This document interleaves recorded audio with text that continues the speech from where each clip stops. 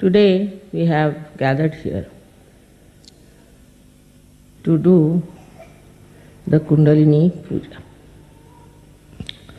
or the Adi Shakti Puja. There's a difference between the two. Adi Shakti is the total power of God, of His desire, while Kundalini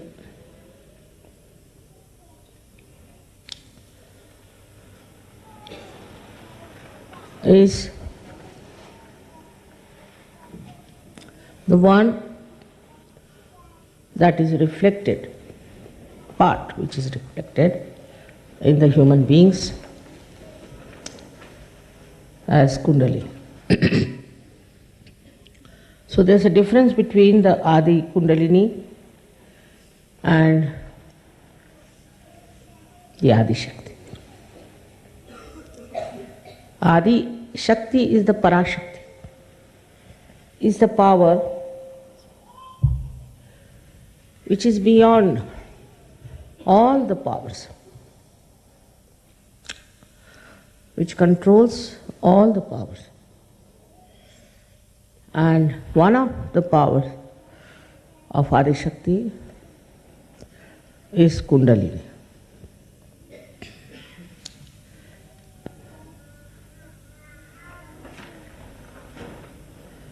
For example, the Kundalini which is placed within me in the triangular bone is not totality of me. In the same way, the Kundalini which is placed within you is not the totality. Of course, it is the power which is there to give you your self-realization. It is the power that redeems you, that nourishes you, that enlightens your centers. But there are two other powers, as you know, very powerful, which are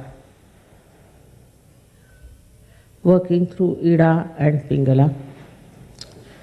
And the third one is Mahalakshmi, which is in the center.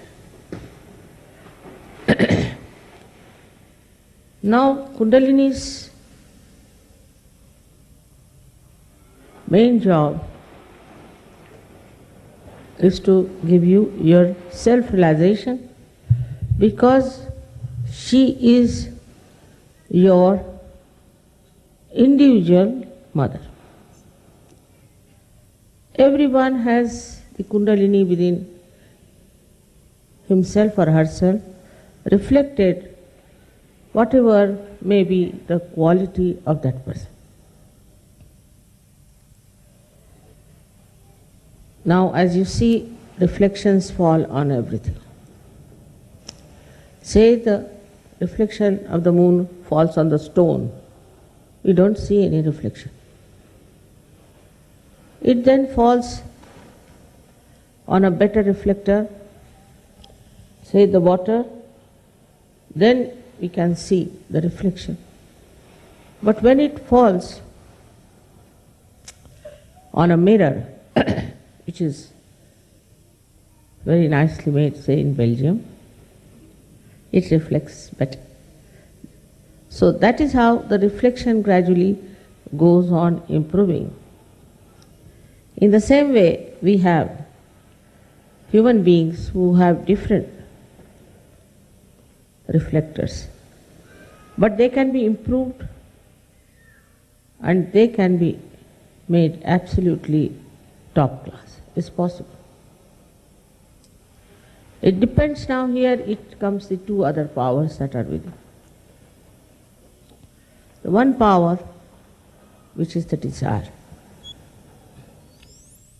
Though the Kundalini, as we see, is the power of pure desire, that it doesn't want anything, but it wants to give you self-realization.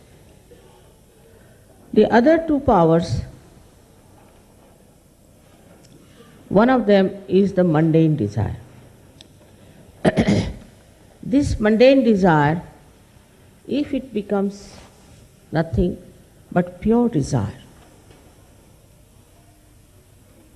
then Kundalini has no problems from the left side. But if it is not a pure desire, but full of other desires, for example, the first desire of human beings, which comes from animals, I think, is food. He wants food to nourish himself. But human beings don't only take food to nourish, also for the taste of it or for the beauty of it, which is innately working in them. That's why we run after food which is very good, very tasty, all kinds of ideas we have. And there's no standard. Somebody can like this, somebody can like that. But the one who understands that the taste of the food is not important and can practice it, then it works. It works wonders. Because the lowest desire, which is of food, comes under your control.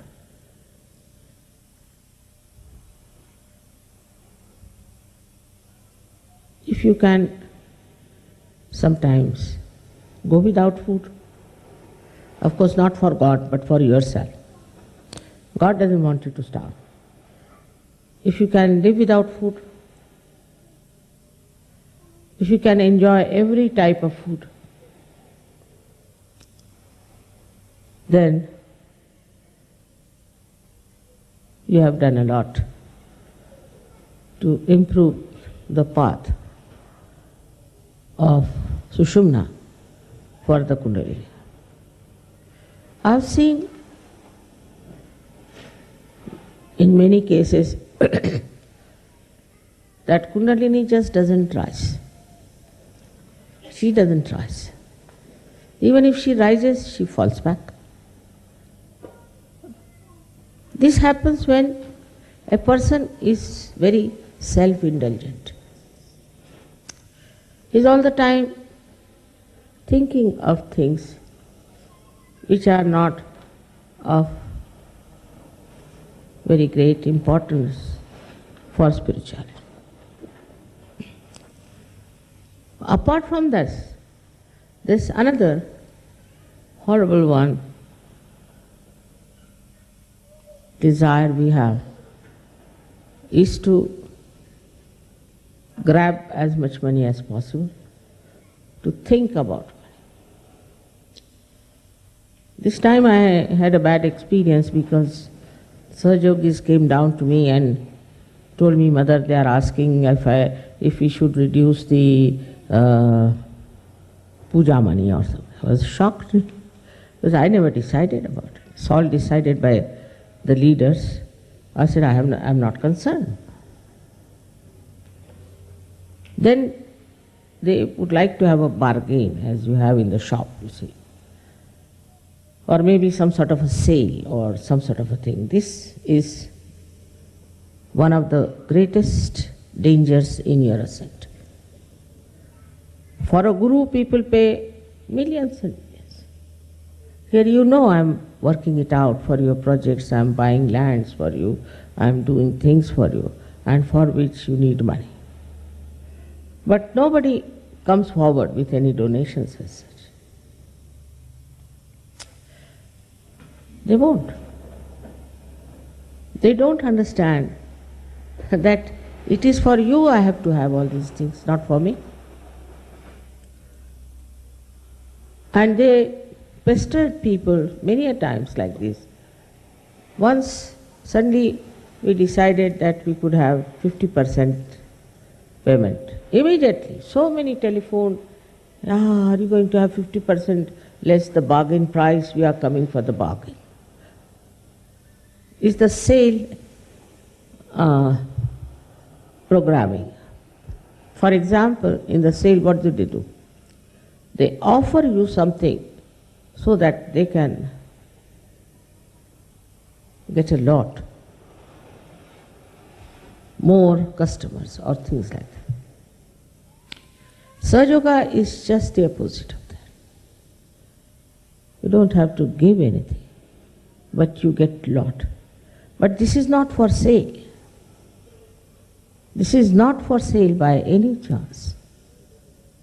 It is a thing where you have to pay, because we have to have all these things, and I have to pay so many things which you do not know. Like last time we had about, I think, 50 people who came just free. Some of the leaders know, but some of the leaders, they just go on asking like this because, I don't know, perhaps they want to save money or they want to popularize themselves among the disciples, maybe. That is the reason.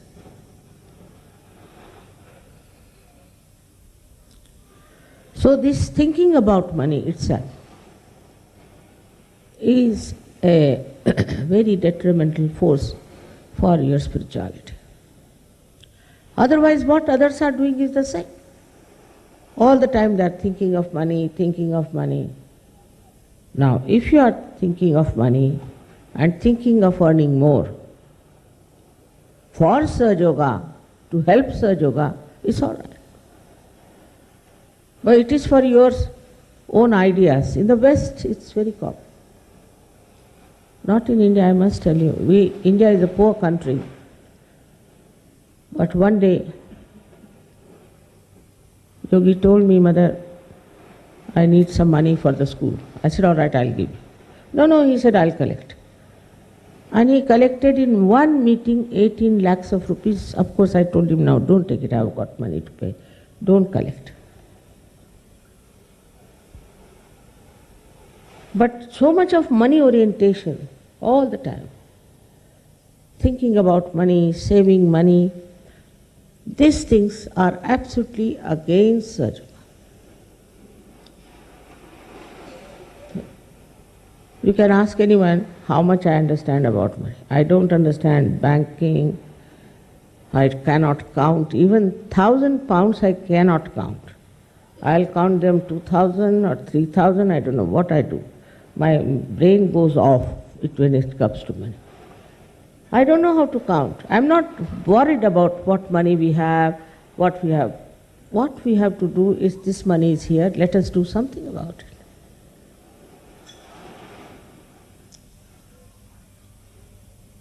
Today, I don't know why I have to tell about this gross subject, but it has been pointed out to me, Mother, you never say anything about it, and the people are getting really materialistic. That's a very sad affair. Even one person who is materialistic will have to go out of Sahaja Yoga. Gradually it will work that way, and you will be surprised that you are out of Sahaja Yoga. It is very amazing how, after getting realization also, getting on top of the world, we still live in small little holes like rats of this money business. This money has brought so much problems to our world. You can see it clearly. All this economics and all this knowledge of economics, where it has gone. Is the world better by it? There's recession going on everywhere. Everybody is unemployed. In every country you go, there's unemployment so much. This is so much. That shows that this economics is also a very artificial science and dealing with the weaknesses of human beings, not with their strength. If they could know the strength of human beings, they would have done much better than they have done so far. I'll give a simple example.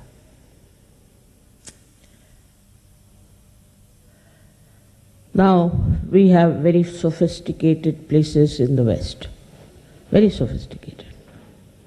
You know, they have everything electrical, we push the button and everything is there. Especially in these modern planes when I travel, I don't know which one to push because they are so slim and so delicate. You see, need a special artist to do that. All this is for what? For getting more money and impressing people. But at the same time, people are fed up. When all these sophistications are on, they are fed up with computers, they are fed up with electricity, they are fed up with cement, they are fed up with all kinds of artificial things. It's a fact. Much more in the West than in the developing countries. They're just fed up. Now, this is the force. This is the strength. Why are they fed up?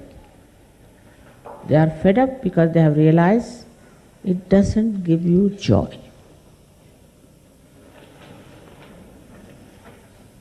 It doesn't give you soothing feeling.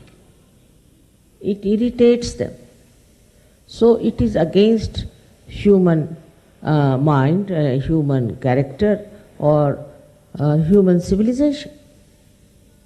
Something inhuman.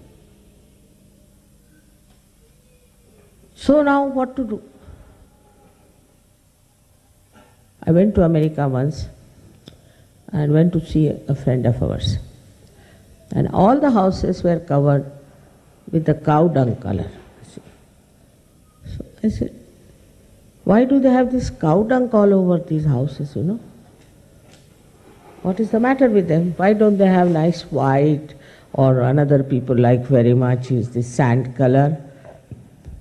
They said nowadays these Americans want to have cow dung. I said, cow dung for what? Because they are fed up of cement. Now they can't get so much cow dung here. So they have a special way of making cement look like cow dung. They mix up things so the color comes out like cow dung. So I said, why the cow dung of all the things, you see? So they said that some of them went to India and they had to sleep in some huts which were covered with cow dung.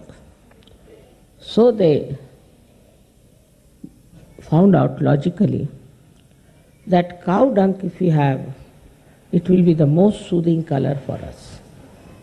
And so there were articles about it, and people have started using cow dung. So what is the force now behind? What is the strength?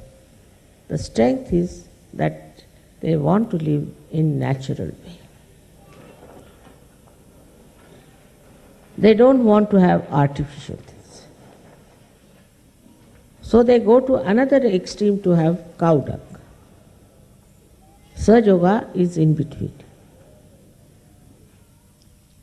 Now, one has to understand that whether you put cow dung or you put cement or anything, it's not going to give you joy. Say for India, people who have got cement houses are great, you know. According to them, cement represents luxury and also wealth.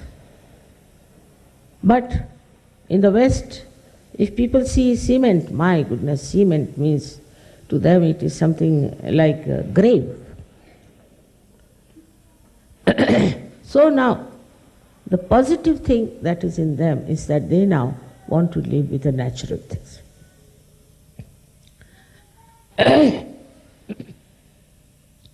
They want to use natural material, natural life. But to the extreme if they go, you see, we had anti-culture like hippism and all that. It brought no luck. So to get from one end to another extreme is also not conducive to a human life. Because, and you see, a human being cannot become primitive. Even if he tries to dress up like a primitive person, his brain is modern. So, when they get fed up from one to another, they don't realize that what is the missing point. In both the things, whether you live like a rustic person or a very cementy person, any type you might live, the missing point is that in everything there is a competition. Once it starts the fashion, all right, everybody will have cane chairs, everybody is having cane chairs.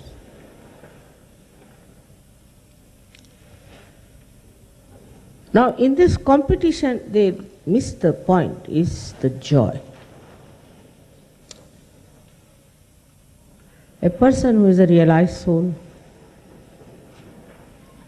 will not desire whether it is cement or anything, doesn't matter, it's just the same. But it will come to his mind that all these artificial things are ruining human beings, so he'll say no. But he will not have hair like the primitive people. He'll not behave like primitive people and lead a very normal, natural life. So when the mind starts thinking something about it, it will never get to the point of joy from one end to another. So they think that they are going into a balance.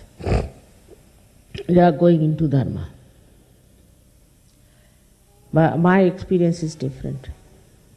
Even those who were hippies, I know them, they used to eat like real gluttons, and they are very much interested in their comforts, and they would go to any extent of snatching anything else that belongs to somebody else. They thought they now become hippies, so they are already the landlords. Because they have given up this, they have given up that. So, the mind that suggests that to overcome your money orientation, your competition, and all these artificial things, you should change your lifestyle. But that doesn't help. Never. It's just a play of the mind from one to another. So, how to detach yourself from this idea of money orientation? Whether you wear a sannyasi's dress or you wear a wonderful, some very expensive dress, is the same to the body. You can't even see your own dress. So it's the same to the eyes. But with the mind, you start convincing yourself that now I have become a big sannyasi because I am wearing a saffron dress. By wearing that kind of a dress, you can never get rid of this nonsense. So first thing, you have to be a normal person. There's no need to be abnormal outside. That you are deceiving yourself.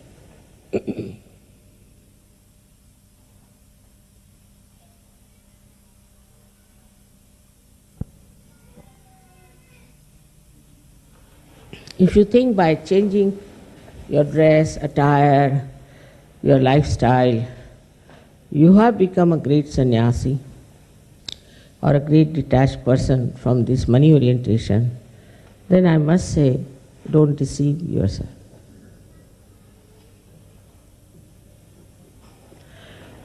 A person who is detached from within helps the Kundalini to rise constantly without any catches. So, for a Sahajogi, it is important to introspect and see for itself what is your level. As I told you about the reflector, what sort of a reflector you are. No use deceiving yourself, because Sahajoga is for you, for your benevolence, and your Kundalini is for your benevolence. The ascent is the aim of your life, and to perfect it is your job. So, you don't have to take to anything outside. It is inside you have to see yourself. What sort of attachments you have. The second force, which is, I'm surprised how has suddenly come up among Sahajogis, that they don't have immorality problems. They have just become moral, most of them. 99.999, I think, are moral people in Sahajoga. There may be, here and there, because they enjoy their morality. Because they enjoy their morality, they want to be that.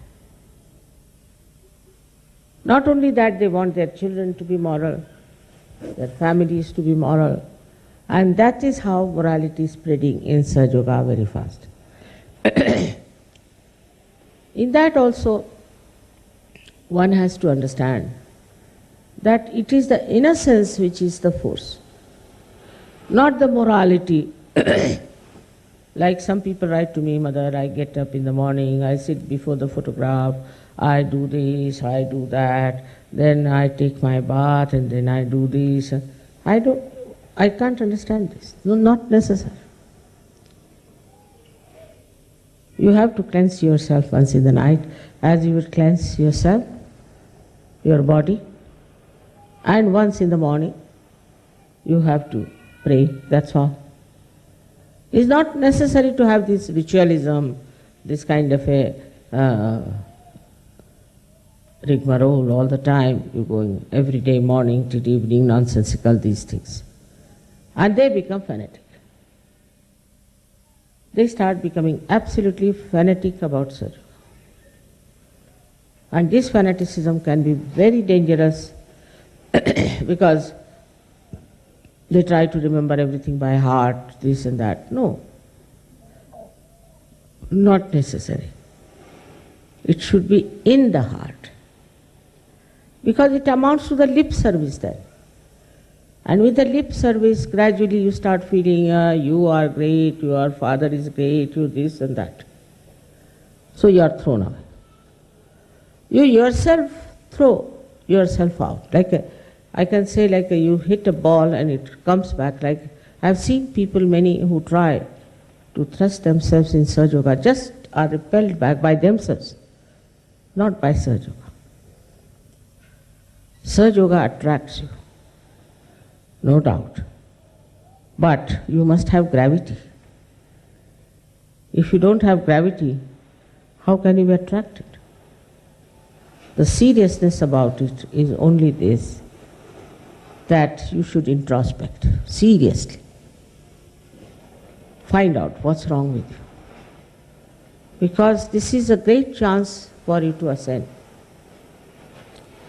With this kind of a mind, which becomes fanatic in Sahaja, start saying harsh things to others and disturbing the peace of others because they think they are very great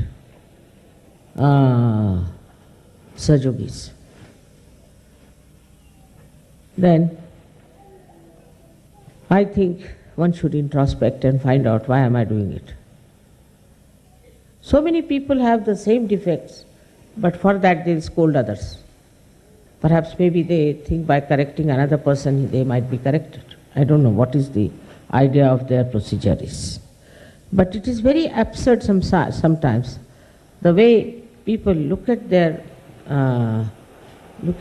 problems as if these are the problems of others.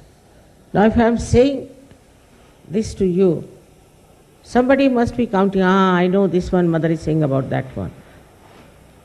Never will say that it's for me, and I have to see myself and introspect and find out what is dragging me down.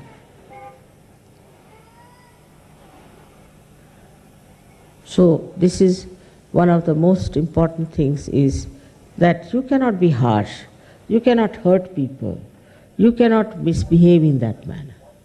And if you can do that, then you are thrown out of Sahaja by yourself. Nobody has to throw you. You have to collect you, people have to like you, and you have to burn after. If the collectivity is not there, your Kundalini will never rise. Because she is rising, she is trying to give you your second birth so that you become one with the whole. The drop becomes the ocean. That's her job. She'll never rise. A person who thinks he is very exclusive, special, should not come to Sahaja. This is another great hurdle in rising the Kundalini, when people think that they are something special. We have no priesthood, and leadership is also a myth, I think. People whom I think are better off with their Kundalini, I can communicate better. But sometimes they too behave in such a manner that one is shocked. How could they behave like this? And these serpents, you see, just suddenly come up and you see them. You are shocked. What are they doing? Where is their attention? What are they worried about?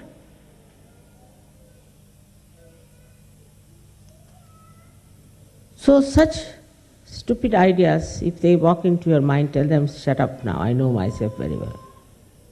That's the best way to keep you out of it, all these nonsensical things that are working. First of all, you must remember that you are seekers of truth, have been seeking truth for ages, for years together, and now, I would say, for many lives, and now you have found it.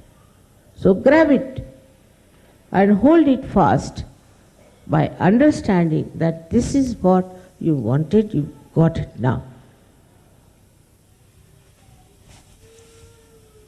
The another big problem that comes in the awakening of the Kundalini, which I feel is very important to be told to you, is that some of you think that you are very close to me, that you have a special right on me.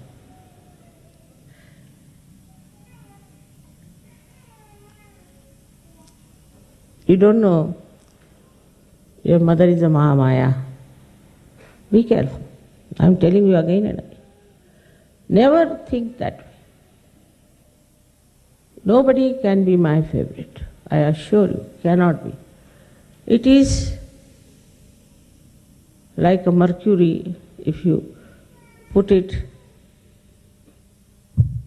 on another metal or something, it doesn't stick, My mind never sticks to it. Never sticks. Now, supposing somebody is in trouble, somebody has written to me, there's some problem, then the thought comes in. But I don't stick to that. I don't stick to anyone. Nor do I have any attachment to anyone. Because that will be against the principle of pure love. I cannot be attached, of course. I see your problems very intimately. I would love to solve them. I get worried sometimes. You can call it worried. But the thought, attention, is going towards that person. You have seen when there is a tide, the moon, when it is full moon, the tide is much bigger. Does the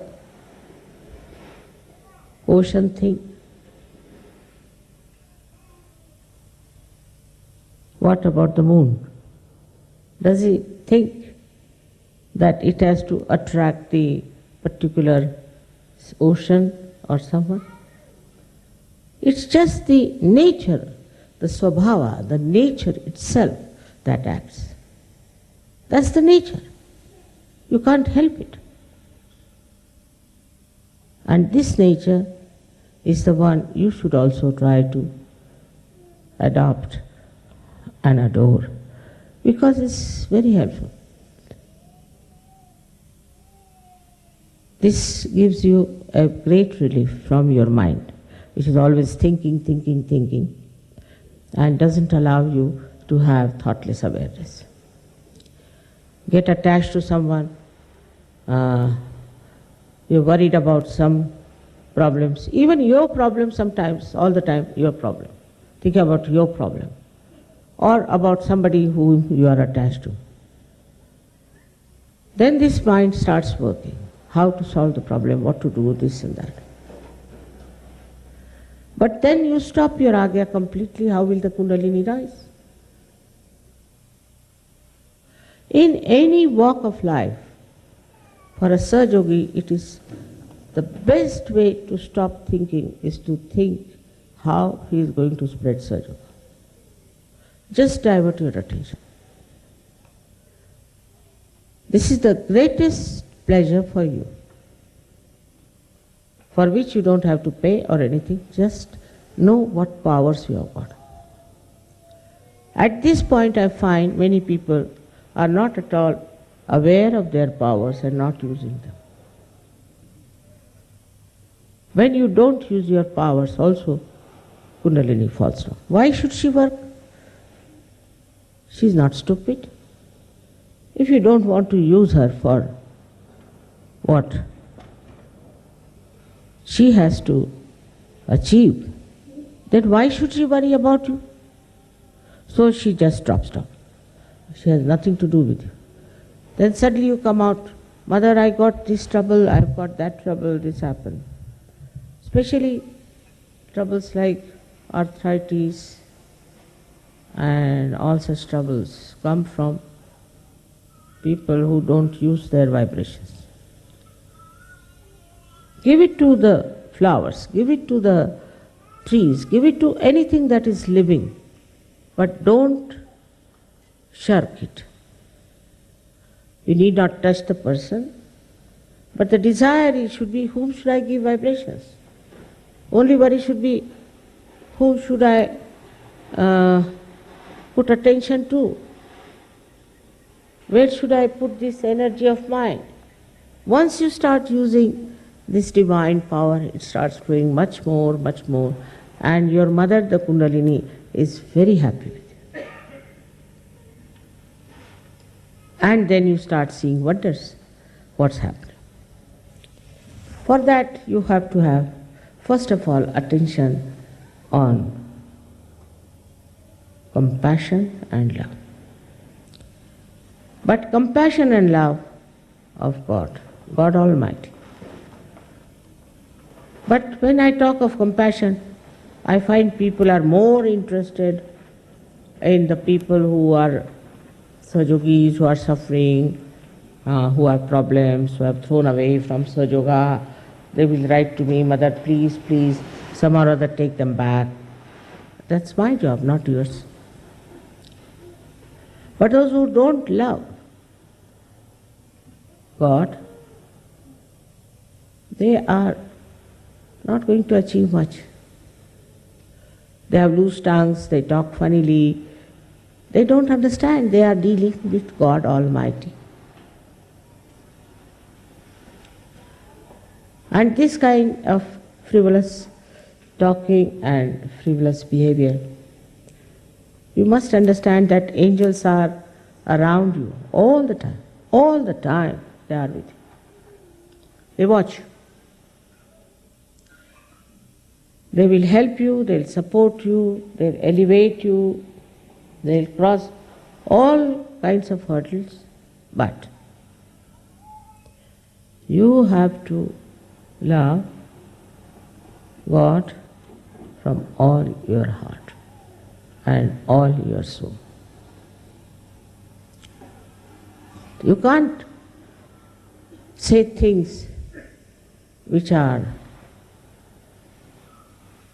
not full of protocol. All this is only possible when you surrender your ego. God doesn't want anything from you. What can you give to God? It's a funny idea people have. But it's all right. You can give anything to God. Krishna has said that you can give me flowers, you can give me water, you can give me these presents, this, that, I'll accept.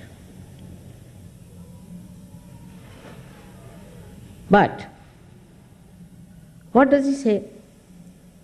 That only thing that you have to do is to be one with me.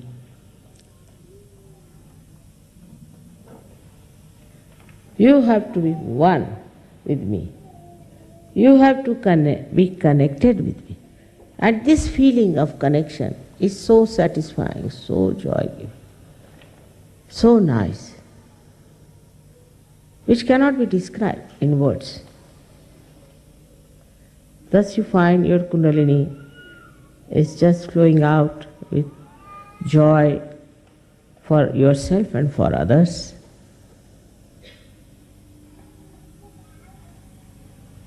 Also, the right side, ambitiousness, domination, showing off, harshness, cruelties. I don't know how many things there are on the right side, but they can be unlimited. I mean, the limit is Hitler, you can say, so far. What knows, some other way may come to compete with him, but so far he is the last word. So all these also start destroying this Kundalini. I have seen also Kundalini of people which is hurt, wounded, just can't rise, finished. Then I feel that let them take a second birth. Only then one can work it out, because it's impossible such a Kundalini to make her rise. If you are selfish and you are cruel, then this Kundalini becomes hurt. A good mother feels hurt when her child misbehaves. So this Kundalini gets very hurt, because she wants you to have your second birth, and she can't just bear it. And this makes her absolutely incapable of rising. She becomes sick, ill and wounded. So all kinds of aggressiveness should be given us. That's not going to help. Because you have come to Sajoga not for saving money or bargaining or anything. You have come here because you are seekers. I have seen invariably people who have been to false gurus always have this kind of a money orientation, because they must have been lynched completely by the previous gurus, maybe. I don't know what to say. So, it is we who can rise through our own goodness and beauty. And it is we who can come up to a level of great Sajogis. Don't keep this power with yourself. It is to be distributed and given to others, and make others also very happy and joyous. Is a duty of every Sajogi to do it. Also, thinking about Sajoga, not about yourself, is the best way to avoid many problems. But once they start thinking about Sajoga, they start thinking about the defects of the Sajogis. That's not going to help. You have to develop that peace of mind within yourself, by which you can become the witness of yourself first. You should be able to witness yourself and see what are the things which are putting you down. Because today the world is absolutely chaotic. From this chaotic world you have to rise into a very peaceful, beautiful world. And you have to take many to that. For that you have to have the quality. It's not just you become Sajogis, put my badge here and all. In every way you can spread Sajoga. But be careful, because one should not feel that you have done a great job. Whatever you are doing is for your own good, not for others.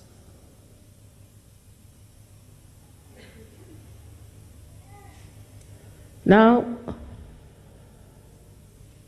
we have to see what a great thing that has happened, because Kundalini was a big mystery before. But now it is not anymore. It's all open. You all know about it. You know about its powers. You know how you can achieve your highest goal. So just to balance, just to lead a mediocre life, is not the way a real true seeker of truth should do. But if you are the real seeker of truth, then you should see what's wrong with what I have been doing, whatever I have been following, and what I have to achieve. All the scriptures have said that you have to be the Spirit. All the scriptures have said that you have to be born again. I am not saying that alone. Only thing what I am doing is what they have said, I am trying to do it.